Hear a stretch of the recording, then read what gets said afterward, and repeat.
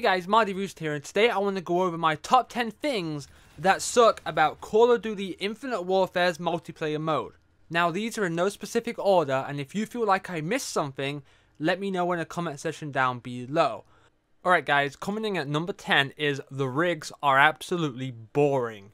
The rigs on Black Ops 3 had a nice story which explained where they came from, who they were, how they ended up in the position they are in. And on Infinite Warfare, we get oh, this guy snipes and can turn invisible, while this guy has a machine gun that shoots really fast. And that's it. It's just boring, and a lot of the weapons, the rig weapons on Infinite Warfare, are pretty much copied straight off Black Ops 3. We want something unique, damn it. And I know there's some people out there that aren't going to care that the rigs don't have stories, but I do, damn it.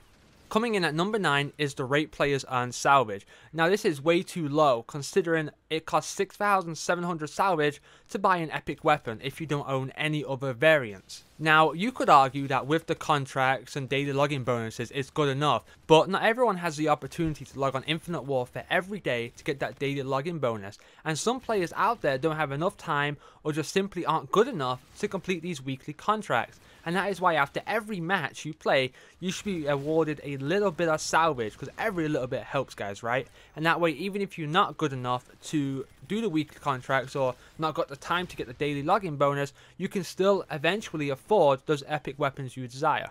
Coming in at number 8, we have the Mark II weapon variants. Now, nothing is more frustrating than opening up a supply drop and getting a weapon you already own, but now it looks shiny and it has 15% extra XP. And to make this even worse, all these are supply drop only. So even if you had infinite salvage, you could buy every single weapon in the Quartermaster, and then you're going to get them all again from these MK2 weapon collection. It's an absolute joke. Why couldn't they have like a rare drop in a supply drop or something? It's called like a Mark II core, and you can add it onto any weapon you currently have, and then it'll make it into a Mark II variant. That would make so much more sense, because that way players aren't swamped with weapons they already have. Coming in at number 7, we have the maps are all dull. It looks like to me the only colours they pretty much used for all these maps are grey or black. There's no colour out there. Some of the newer DLC maps have a little bit more colour in it, but it's nowhere near enough, man. I mean, with them going futuristic, the possibilities they could have done with these maps were absolutely endless. I was expecting to be surprised as hell at some of these maps, but all of them are boring, and a lot of them are just reskinned maps we've had in past Call of Duties. Like Genesis, for example, that's just Dome off Modern Warfare 3. Coming in at number 6, we have negative epic weapon perks. For example, let's talk about the NV4 Flatline.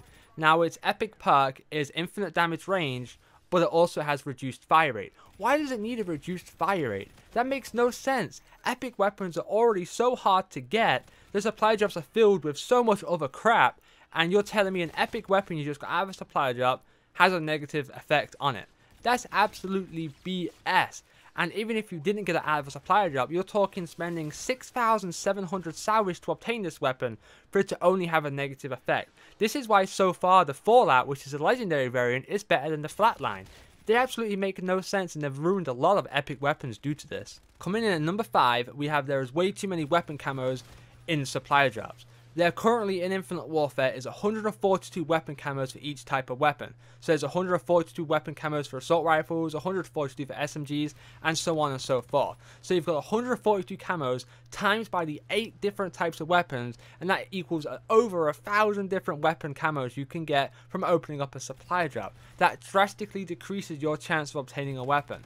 And that's not to include all the damn weapon accessories and reticules and crap there is also in supply drops. Coming in at number 4 is we have certain rig traits and abilities. For example, the Phantom has an active camo ability that turns the user invisible for a few seconds or until they fire their weapon or cause damage or whatever, right? Which is kind of annoying, but it's not too bad. Then also there's a trait called the Red Guard, which the Phantom then has a shield on its back. So when you're not invisible, you have constant protection from bullets and stuff on a wide area across your back. Now on top of this guy might have Ghost on his class, Cold-Blooded, and Dead Silence. So now you are facing a guy that cannot be seen by UAVs, you cannot see his name and certain traits will not give away his position, and his footsteps are silent. He can turn invisible periodically through the match, and if you see him, he has a shield on his back, so you more or less can't really attack him from behind effectively. All these rigs mixed with all these perks on our classes create so many super soldiers out there, and it just pays the player off to camp, it really does. Every single rig out there has one of these annoying as hell abilities. For another example, the FTL has a jump which can save your ass. You can jump you over or jump you through hostile enemies, and you're behind them, you turn around and kill them. And it also has perception. When people are aiming at you who are out of your view, the outside of your screen turns yellow. There is way too much crap in this game to help players survive. It's no longer about skill, it's whoever has the most of these perks and abilities and traits on their creator class. Coming in at number 3 is the brand new weapons they add to Infinite Warfare. You cannot buy any of their variants with salvage. Now, they did a great job with making sure every basic variant is free to season pass holders, then everyone else can do a challenge. That is absolutely an amazing step in the right direction. But why won't they let us buy the other variants with salvage? I mean, you can still obtain them through supply drops even if they're available with salvage, so you're still going to sell COD points. So I guess I don't get what the hell the big deal is.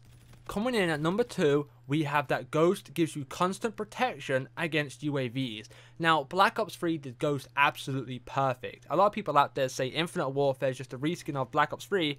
If that is so, why the hell couldn't they keep this one damn thing? In Black Ops 3, Ghost only gave you protection from UAVs if you were on the move. Absolutely amazing. Great idea. I don't get why Infinite Warfare undid all that progress and crap and made it so even if you're sitting in a corner, you have protection from UAVs. That is totally BS. What the hell were they thinking? Infinite Warfare is already a kind of a campy game anyway with all the perks and abilities, and to make it even worse, to make Ghost hide you from UAVs even if you're sitting still. I don't know what the hell they're thinking sometimes, seriously guys. Coming in at number 1, we have the micro turret. Now this I personally hate. Seriously, all the other stuff on this list was annoying, but the micro turret I actually hate. All the other specialist weapons, you have to be walking around and using them and killing people whatever. Your life is at risk. The micro turret, you can sit in a corner or whatever, wait for your payload meter to fill up, and then drop a micro turret down and go and hide, and it will kill people and get you kills towards your streak.